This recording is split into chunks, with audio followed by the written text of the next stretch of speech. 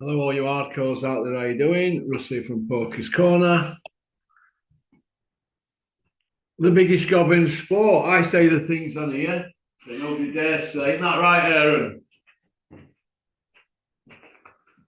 He's not even there, is he? You look, Hi, Russ. Sorry, mate.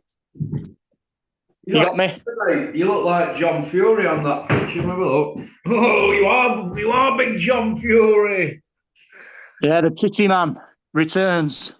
He's back in the mix, isn't he? So they're saying, mate, what's this I've heard? Butterbean. He's sent one back and saying he'll fight Butterbean if money's right. Get that money right. Ridiculous, isn't it? Calm down, it's only banter. He's always That in man. the mix, isn't he? You can't get your head round it, can you? It won't happen, will it? He just talks pure knackers, as you say. He's full of it, mate. Well, let me just say this, Aaron. Let me just sit back and just let me just point a few things out. Right, I've got a man here, right? I've actually known him since he fought Malpaz, not in his life every day, but I met him when I was 18, John Fury. Right? He fought a guy from Southampton called Neil Malpaz. But he fought him in Doncaster. Actually, he got beat. There was a fight actually after in car park afterwards, but he got beat on points for area belt. But his story about that is he took it at 2 hours' notice, gobbled his ham and eggs down, and went off to fight. But that's technically not true because I got a ticket from Dennis Thompson's gym in Edlinton to watch that. It was through Eric Tetley who I got the ticket, and that were a couple of months before. So how did he take the fight at 2 hours' notice? But he's been out of jail 10 years next week. And he's cracked two people. Asif Valley, over that story in Daily Mirror. You remember that, don't you? About wild boar meat and all that. And after the Klitschko fight, you remember all that, don't you? Yeah, yeah. Him a slap and he's headbutted that young lad, in it, one of Usyk's lot. And that's it.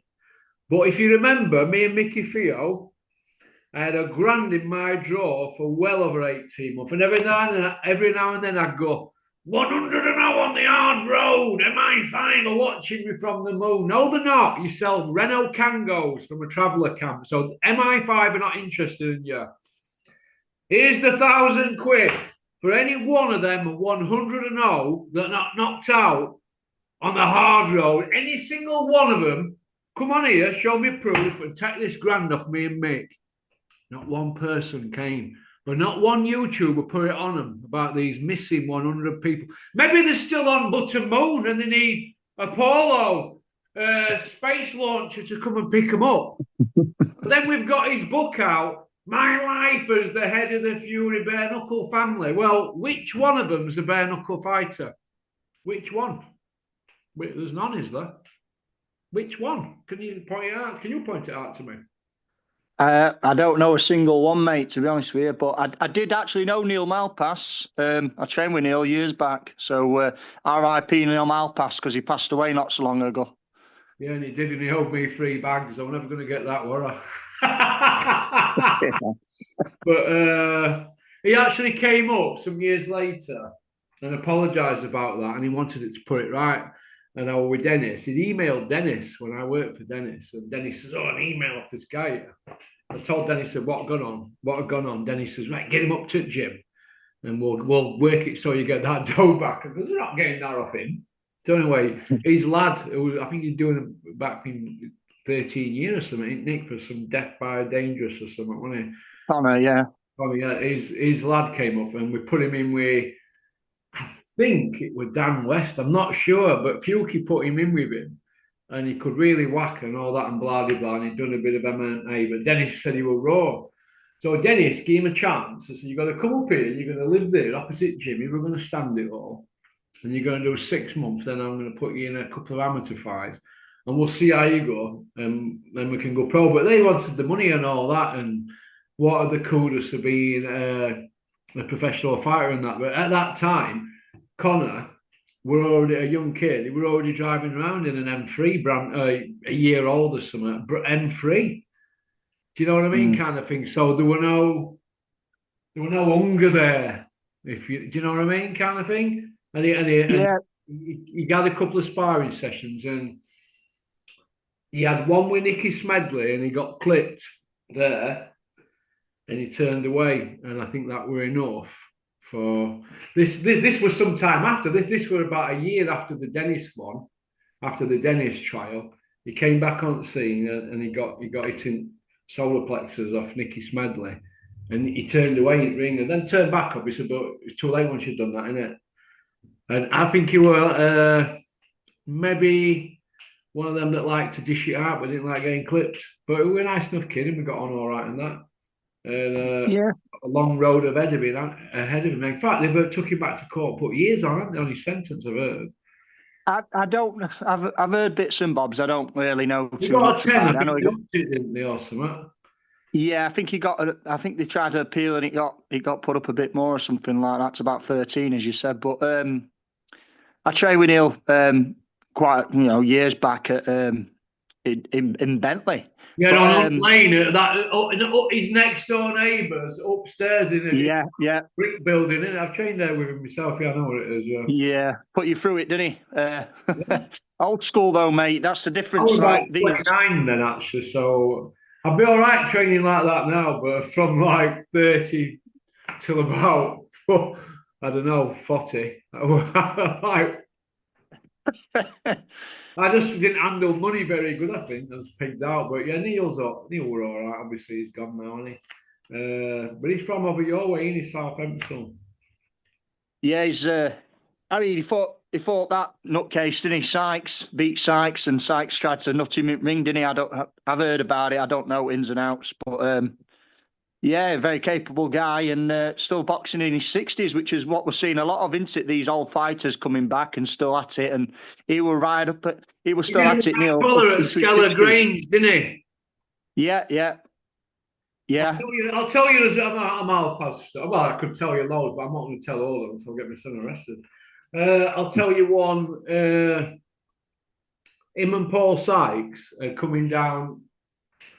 I'm not sure if they were turning off at motorway, Wakefield area, going back to Lumsett Working Men's Club. You know where Paul Sykes used to drink. Yeah, looks it. Yeah, And Neil personally told me this story. Actually, this is he told me this up at. He told me and my dad this story. He told us a couple of stories. Me and my dad, because my dad went to fit a big framed plaque thing up at Chris's gym. I think I dropped one off at Clinton Woods for Gary from Welcome Estate. So my dad was there with his drill. Me there chewing fat with Chris Smedley and Nicky and blah blah blah. And Neil Connor in ring and training. And Neil was telling the story about they were flying down, they were going off at motorway. And is it Renthorpe up that? Well, wherever they were coming from West Yorkshire. And but Paul Sykes wanted to get back to Lumsett Working Men's Club because in them days, I don't know what it's like over there. Last orders were 3 o'clock, wasn't oh, it? in afternoon. Yeah, I think he'd already got a drink problem by this stage, Paul Sykes, which and it killed him, didn't it? The drink problem. So he's gone to driver who there were Neil, Paul, and this other kid who were driving. Get on hard shoulder now, I'm thirsty. I'll smash your face and I'll give you a clip right here. He's going, all right. So Neil's like, well, aren't we all right here? So they're bombing down this hard shoulder because there's like loads of traffic. So there's been a crash or something or whatever. And they got to the end where they're coming off, and then this police motorbikes come and got them. So Paul Sykes in brown box leather jackets gone, leave it to me. So Copper's just walking up as if she's going to give him a ticket. He's put his head through a window and he's gone, oh my God, I didn't know it was going to be you, Paul. Where are you going? Because we're going back to Lumsett Working Men's Club at last orders. Can you take us? And they've ended up giving him a police escort. How's about that one? That's a true story. That's a true story. The other tale Neil told us about was he'd have been a youngster then. He went out to fight. Richard Dunn were fighting. I'm sure. Is he from Blackpool? In? Sticky Dunn. I don't fought know. Ali. Yeah, he used to call him Sticky Dunn, Anyway, didn't he he? fought Muhammad Ali and Paul Sykes so Paul Sykes. Neil Malpas was sparring partner for Dunn for Ali. That was it. And didn't they got some, what do they call it now? Are you a psychic or something? And they get you to believe that you're going to win. Do you know what we did with Hypnotist. Steve Collins and Eubank? Hypnotist. Hypnotist, that's it. So they got this hypnotist, Neil were telling us. He said he sparred Richard Dunn, who was sparring partner, and they got this hypnotist in, and he was walking around saying he was going to knock Ali out. I'm going to knock him out. I'm going to knock him out. And obviously he convinced himself and all that. And I said, well, what did you think? He said, oh, he ain't gonna. Do you know what I mean? Because Ali were on like a tour then, wasn't he? Do you know, in the 70s? Yeah. He was very active, wasn't he? And he was telling us that story, and that was quite funny actually, but not as funny as the Paul Sykes one, because I can't say it were very fortunate, but I had the pleasure of meeting Paul Sykes at Eric Teckley's bed and breakfast in Hyde Park when I was a young man. I were probably about 18. He'd been around about that time, 17, maybe 18 when I got the ticket to watch, or might have been 19, 18, late teenage years when we're going to the John Fury Malpas fight, and he came through, Paul Sykes, and he could see you were a bit of a bully, like, do you know what I mean? And I'm like, Paul Sykes is here, and I thought, who's that like? Oh, it's him who's on that ITV program, Paul Sykes at Large, or Callum do it. I remember Callum do it on that, wasn't it? Yeah, it's about an hour long documentary. Yeah, it's about an hour-long documentary, isn't it? It's I've seen that. And he's having a screw, wasn't he? Prison screw. But yeah. I have heard stories though when I were in Armler, the and all. This is going back 30 odd years. And obviously you were in all when I were in there. But I heard the story about the gym orderlies. It's not the gym orderlies, the gym screws. They messed him about with his backy or something. And they said, "Go on, back to the cell." And he's like, "No, I want me backer." Apparently, he's picked up the smallest dumbbells in the gym and he's set about all the screws, hasn't he? And that's how he ended up in for years and years and years. One, they kept putting time on for him, and he couldn't get out. And could he? Well, he got out eventually, but a bit like Charlie Bronson. If you want to mess about in there, they cater for everybody because they got government behind them, haven't they? So, but Paul Sykes. You can't beat the system, mate.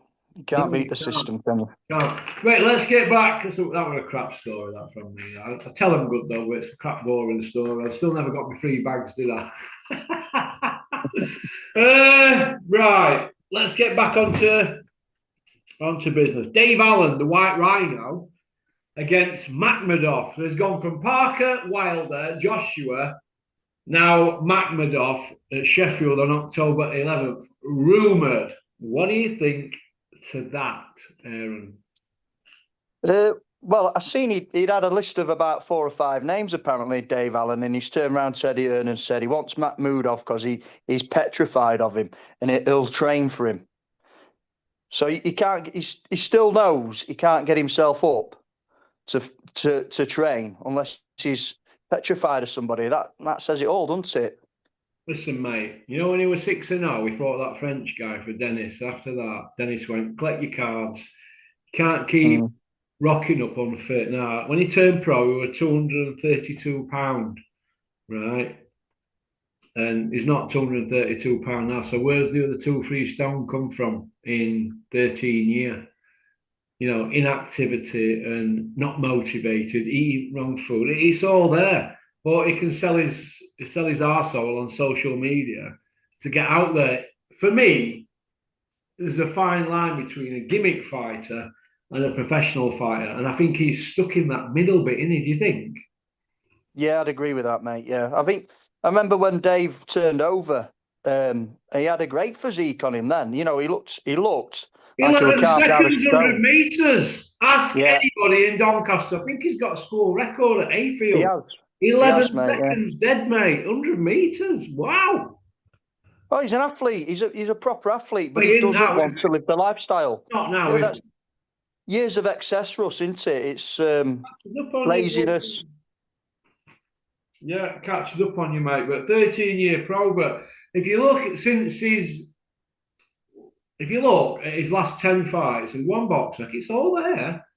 Go look at how his weight's been crept up. And then as the weight's creeping up, it's not you're not putting no effort in because you're thinking, I'll just put a couple of pound on. I got away with it against Johnny Fisher, blah, blah, blah.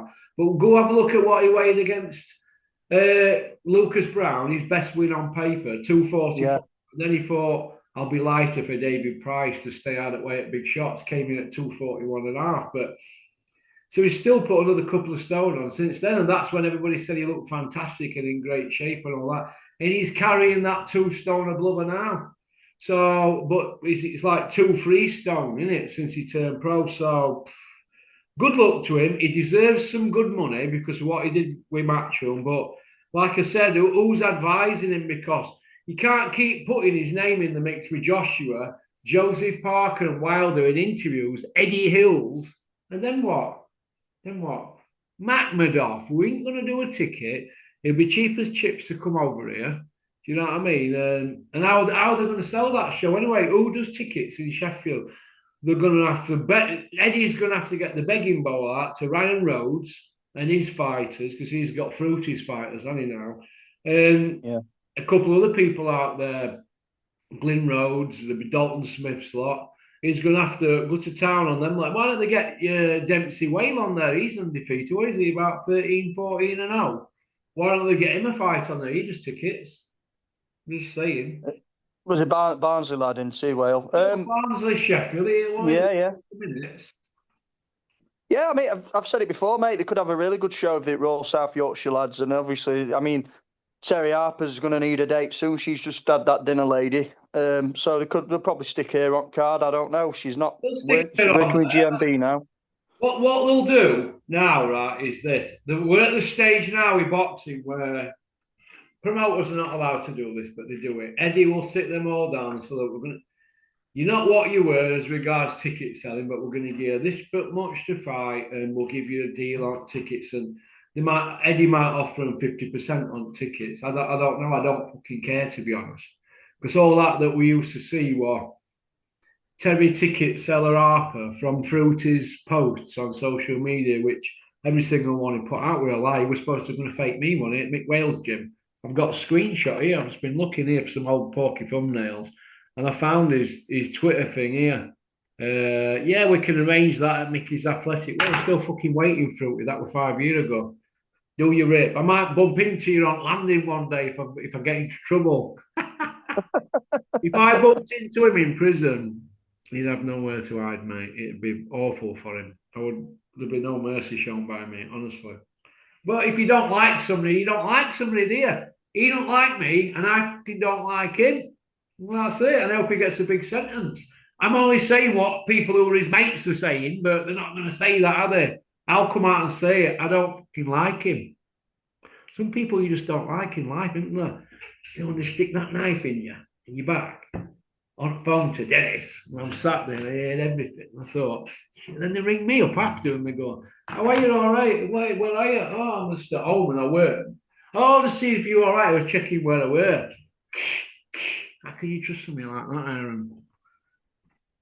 Well, just shows you, doesn't it? But boxing people can't be trusted, 99% of them. Right.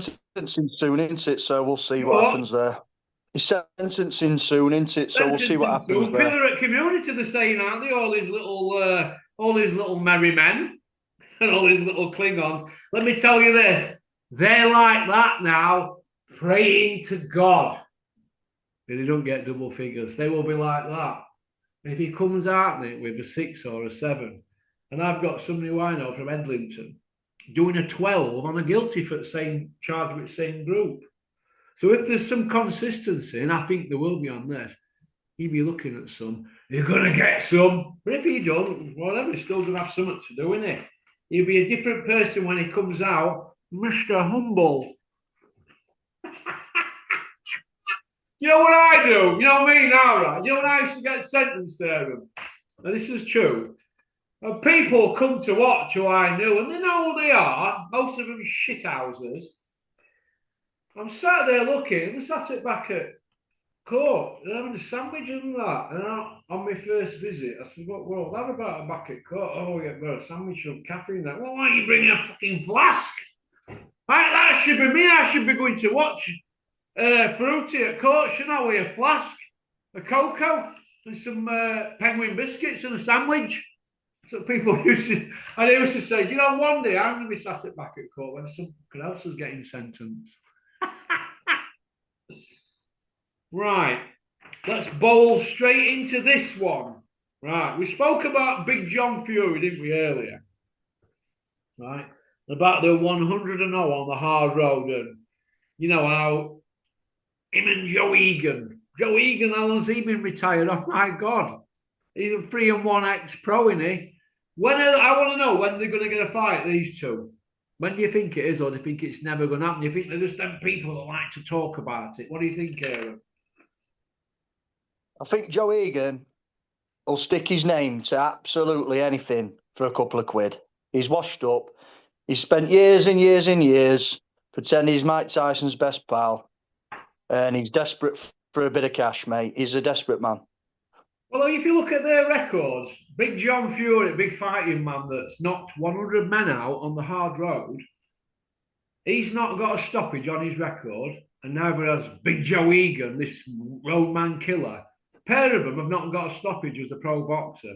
I've not heard about Joe having 100 bare knuckles. Now, John thinks he's had 100 bare knuckles, but punching somebody in a pub when they're not looking, because you've seen what he's done where cameras are around. So you can imagine if somebody's had a fallout with him and they're not looking and he sees them, would he be the type to punch him on slide, you think?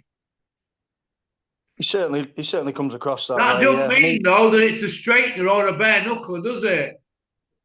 No. There you go. Does that make you head of the bare knuckle family that doesn't even exist? Doesn't even fucking exist. Bare knuckle, where's there a bare knuckler out that lot? Tell me, is it Peter? No, is it John? No, who is it? Is it Tyson? No, who is it? Oh my God, they're putting it on front of books. Can you see how these people don't give a shit about telling lies? They don't care. What we need to watch out for is when they tell the truth. So, well, anyway, Turkey is now saying he don't want Parker, Usyk, and that Fury, Usyk trilogy is a bigger fight. How can they jump the queue here for this, Aaron? Go on, over to you. Well, let's be honest. No one's bothered about seeing Parker headline against Usyk, are they? It's not going to get any money. It's not going to get any bums on seats and no cash in coffers, is it? And personally, I'm not interested in seeing that third Fury fight again, but it's all about money, isn't it? Marketability, mate. And there's no market for Parker over here, but there is a massive market still for Tyson Fury. He's still a big name. He gave Usyk a good run for his money in that first fight, and that's all. How many rounds did you give him, Aaron? Sorry, mate. How many rounds did you give him against Usyk in first one? In first one, I think I had Usyk by a couple of rounds. Obviously, had the knockdown as well. So it might have been 2-3 rounds I had Usyk winning by an end. But you said out of an hole, you just said 2 rounds. 2 rounds at knockdown, so I say 3 points, yeah. Sounding like Sam Jones. A lot of swing rounds. You sound like a fag. To be honest, mate, To be honest, mate, I can't remember what I scored it now. I had it fairly close, but I had Usyk winning. Clear winner. Second fight were a bit wider, weren't it? Of course it was, mate. They were both wide, mate. You could give Fury 3 rounds in first one. 3 in second if you were being fantastic to him. But in first one, they were a 10-8 one as well, weren't they? So technically, he got bladdered. Yeah. Got bladdered, mate. And bladdered even worse in second one. Right? He couldn't even get near him that time. He was that frightened. He got why would we possibly need to see a third one? Why is everything a rematch? But we didn't need to see that one. That's just happened last week, did we? That was pathetic. Who the hell were calling for a rematch on that? He got schooled in first fight. Didn't win a 30-second block and got knocked out. Quit. And then we've had a rematch for that. So they'll literally rematch absolutely anything these days, won't they? As long as they can make a few quid on it. It's just desperate times, mate. I mean, if Parker's best we've got to offer to challenge Usyk, then division's dead, isn't it? It's absolutely dead. And I mean, like we just mentioned there, we've got Matt Moodov being dragged up for Dave Allen. I mean, that's a tough fight for Dave Allen. He might not win that. You've got Parker there. Dave Allen's been rumoured to be in with Parker. And then now we're talking about Parker Usyk. I mean, there's a massive gulf there, isn't there? Listen, ridiculous. they're struggling, aren't they? Dave Allen must be rubbing his hands with glee when he throws 30 punches a fight, doesn't he? He turns up with a big belly and they're paying him hundreds of thousands. He must be thinking, oh my God, all his birthdays have come at once. Look, but he's put his time in, hasn't he? He's put his time in. He deserves his payday because it Sticky's took, but yeah, he's not good. You know, he's not front runner for British title. Let's be honest, he's at English level, isn't he? Right. So, and I believe he's on a world level, but he's already proven himself that he's not quite good enough at the very top. So why do we need to see it again? Yeah, I agree with you. Got a bit of backache. I've just done a Nasser El Sambati back workout. Terry will like that one. It's his favourite. AJ against Yoka or AJ against Jake Paul, Aaron? Well, Yoka could give him a run for his money. But to be honest with you, I haven't seen Yoka. I haven't watched him since he got busted for drugs. I thought he lost the final in the Olympics to Joe Joyce. That was disgusting. That's one of the worst decisions I've ever seen. He flogged Dave Allen, but he was juiced up. And what's his name? Martin Bacoli gave him some stick. So, yeah, he's another washed one, isn't it? It's a nice danger-free fight for AJ. And obviously, Jake Paul's just an abomination of a fight, that is. It's not a fight, is it? It's just a tickling competition. Pathetic. So I don't want to see either, mate, but we both know they're not going to risk AJ with a live opponent while ever Tyson Fury's on the table. Yeah. I agree with you. The John Coffey situation at the moment, how do you see it panning out? Do you see him retiring and emigrating with his Lego stash, or do you see him going again with a new trainer? Well, I think he'll come again, but again, like we're saying, we've already seen he's failed at the top level. So are we bothered? Do you know, it's time for the new breed to come through. I don't know. I'd be interested to see what Frank does with him, because I think Frank's probably ready for washing his hands of Dubois and all that carry on, especially with party nonsense, the dad. It's hassle he don't need. You know, he's got Moses Atuma to concentrate on now, and I think you'll see Dubois put on back shelf. He'll probably be on a couple of undercards for heavyweight fights, I think. He'll have to find his way back. But he could win a world title again because he has, you know, it's an empty division. Did you win a world title before, though? Sorry, Russ? Did he win a world title or was he given a world title? There's a difference, isn't there? Well, he's a paper champion, isn't he? Who given it by an email, wasn't he? He didn't win it. Yeah. Did he? One defence against a washed-up AJ. It's not like it's a vacant belt and the two are going at it for it. Here's an email. No. I'll say, the first time it ever happened with Ken Norton, wasn't it? Do you remember? I don't, mate. No, to be honest, it's a bit before my time, Ken Norton. But no, but I just want to mention a fighter that's died, Mohamed Kali, this last week. What a great fighter he were. Mohamed Dwight Kwawi, who fought. Yeah. He beat. Yeah, he ran with Holyfield, weren't he? He ran the mix, and at 5'6", I've always watched him back. Someone I've always found had a really interesting physique and style. And if anyone's not seen him, need to go and watch back some of his big fights. Beat Spinks, didn't he? So yeah, good fighter. He beat Spinks. Who beat Spinks? Spinks. Which Spinks he beat? Spinks only lost once, Michael Spink, to Mike Tyson. I might be wrong then, mate. I'm thinking of, I can't remember who I'm thinking of now. I've lost a train of thought. You have to rescue it and quick and get box track up on your phone and go. Yeah. Oh, yeah. I'd have to, mate. That's what I do. You what? That's what I do when I get one wrong. It's my names, mate. Sometimes I have fighters, and for some reason in my brain, I give them wrong name and in my head, and then I forget who they are. But I mixed the two up. That's the problem. I'd have to look at his record now. Okay. Mayweather and Roy Jones have got some intense beef. What do you reckon? Who's It been was trying to Spinks, stir mate. it up on IFL? Rusty, well, Leon Spinks, mate, he beat, yeah. He beat Leon at cruiserweight. Yeah, yeah. I don't think he fought Michael, did he? No, not Michael, with Leon Spinks, yeah. Okay, so John Coffey, is he a quitter? Yes or no? We know he's a big stiff, don't we? Big stiff dummy. But is he a quitter? Yes or no? Yeah, absolutely. Is Don Charles a brass? Well, yeah, absolutely. Okay, then here's a question for you. How can Don Charles put his name to a fighter and not stand up for that fighter when the dad is obviously got too involved with him and they're letting him have parties and this and that and basically just not running show behind the scenes? Well, you're turning the other way, aren't you? You're turning the other cheek for the paycheck. That's what it is. Anything goes. Anything goes when all your eyes is fixed on is the money, isn't it? And that's all he's bothered about. Yeah. But I think he's probably done now, Don Charles. He's had his run now. He's had this short run where he's had a world champion. He could claim he's had a world champion, and you know what else is really left? Who's going to want to go to him after that? Why would you not say out to the father if you think that something's not right? Your trainer, it's going to reflect on you. I don't want to see Don Charles as well on YouTube every other interview doing the rounds around all the liquor squad, trying to cover his arse. Don Charles is weak as piss.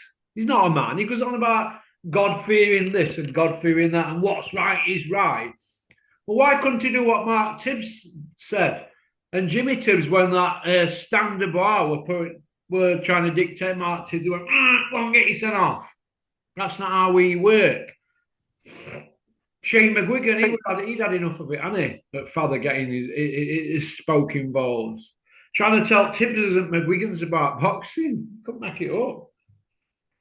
Yeah, I think like I said with that bloke, he's a certified wronger in my eyes.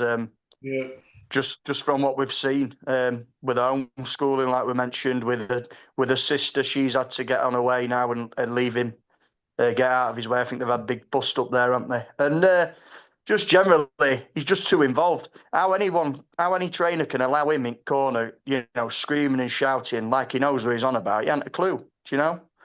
It's just carnage, isn't it? Same with John Fury and Tyson Fury, letting him in corner. It's just carnage. Running out of time here, right? We'll finish off on this. Dennis McCann's interview. He says everybody's telling lies except him. But he's caught in his system, isn't it? I know he's been missing a year now. What do you think about that, Aaron?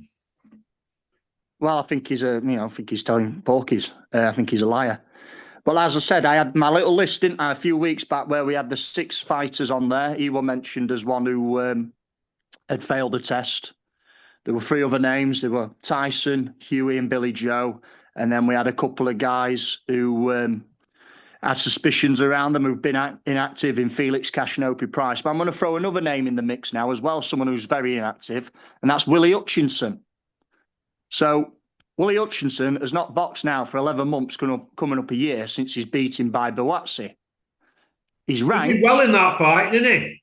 He did. He made, he made a good name for himself. He pushed him, and he got beat, but he gave a good account of himself. So he's still ranked in the top 10 of 3 governing bodies, and also is ranked number 9 in the ring. So why is somebody who's ranked in the top 10 in three of the 4 bodies and the ring not active, mate? Why is he not active? Where's he gone? Hutchinson. Yeah. People are going to say we're accusing travellers of being well, aren't they? I'm not saying that. It's just an observation.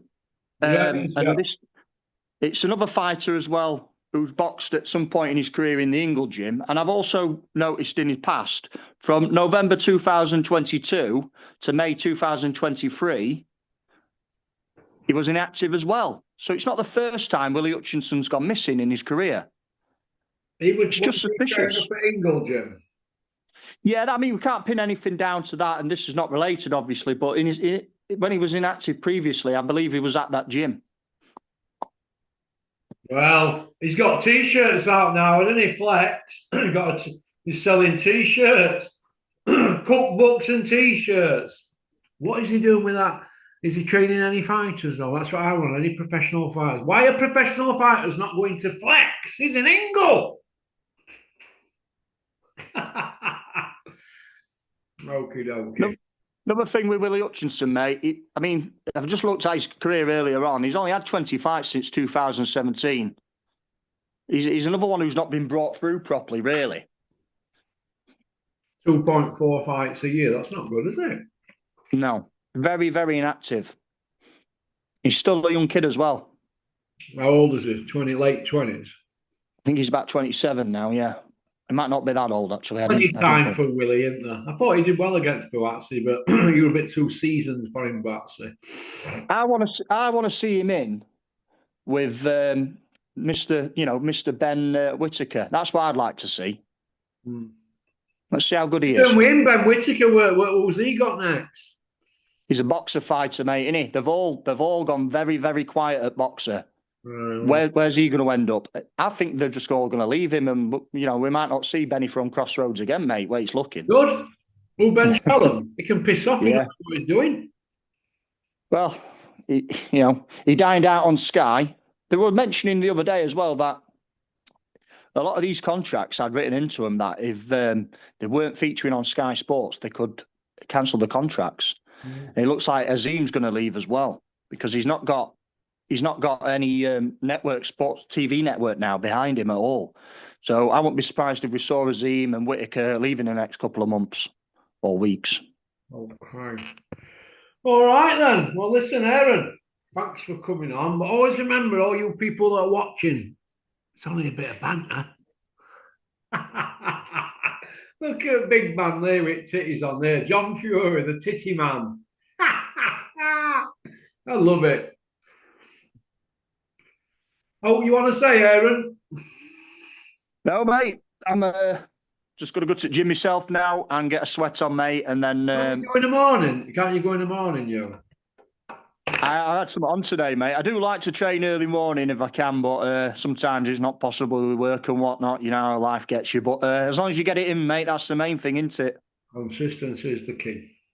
That's right. All right, then. Well, listen, you take care and have a great Tuesday, what's left of it, mate. And I'll speak to you again. All right, mate? Cheers, Russ. Thanks a lot for having us on, pal. That's right, kid. That was Aaron. Women love him, men want to play golf with him. That's about it, really. What have we got on tonight? I think we've got the owner of Human Nutrients. We've got him on tonight and his boxing debut and what his boxing knowledge is like. So he's all right. He's a stand-on geezer. Better stand-on geezer than a few others that you meet in the sport of boxing or through boxing. All right, so peace out. Thanks for liking and subscribing and leaving a comment. Got that to fucking wash out now. Better put it in the dishwasher in case it melts. Go on, Booyaka. Don't forget to click on the link as well in the pinned comment section and check out the website for Human Nutrients. All right. It's going all right as well. I'm impressed. Booyaka.